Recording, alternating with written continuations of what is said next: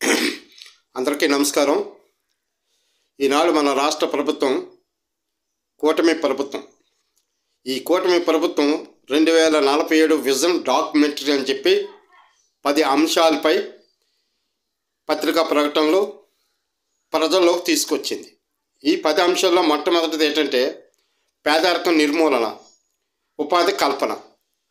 ఈ 10 అంశాలు చెప్పుకోవడానికైతే చాలా అందంగా ఉన్నాయి. మేడి పండు చూడు, మేలమైన చూడు, పట్టు విప్పి చూడు, పురుగులు ఉండన్నట్టు భలే కనిపిస్తుంది అనుకో. మెయిన్ హెడ్డింగ్లో పెద్ద తాటికంత అక్షరాలు వేసి 2047 విజను, ఈ 10 అంశాలు, పేదరిక నిర్మూలన, దానికి వివరణ ఏమైనా ఉందా?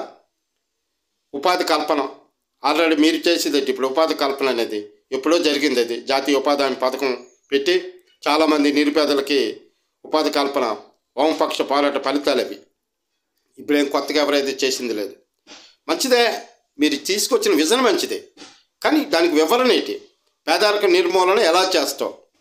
సంపదలో భాగం పంచుతావా పేద ప్రజలకి? ప్రకృతి సంపదలో ఏమైనా భాగాలు ఇచ్చి వాళ్ళు ఏమైనా కాపాడగలుగుతారా? నేను ఒకటే అడుగుతాను, ఈ భూమిలో పేదరికం నిర్మూలన కావాలన్నా, పేదలకి ఆత్మగౌరవం ఉండాలన్నా, సమాజంలో సంఘంలో సమానత్వం ఉండాలన్నా, సంఘంలో పరపతి పెరగాలన్నా కోనేరు రంగారావు గారి భూ కమిటీ సిఫార్సులు అమలు జరపాలి. దాన్ని బయటకు తీయండి. ఉమ్మడి తెలుగు రాష్ట్రాల్లో 2014లో కోనేరు రంగారావు భూ కమిటీ ఒకటే చెప్తుంది, ఈ 2 రాష్ట్రాల్లో కలిపి 1 కోటి ఎకరాల ప్రభుత్వ భూమి ఉంది, సాగుకి అనువైన భూమి ఉంది, ప్రతి కుటుంబానికి 1 హెక్టేర్ తక్కువ లేకుండా ఈజీగా పంపిణీ చేయొచ్చని. అవి తీయండి బయటికి, భూ పంపిణీ చేయండి. భూములు ఇస్తే కదా పేదరికం నిర్మూలన అవుతుంది. నువ్వెన్ని లోన్లు ఇస్తే పేదరికం నిర్మూలన అవుతుంది?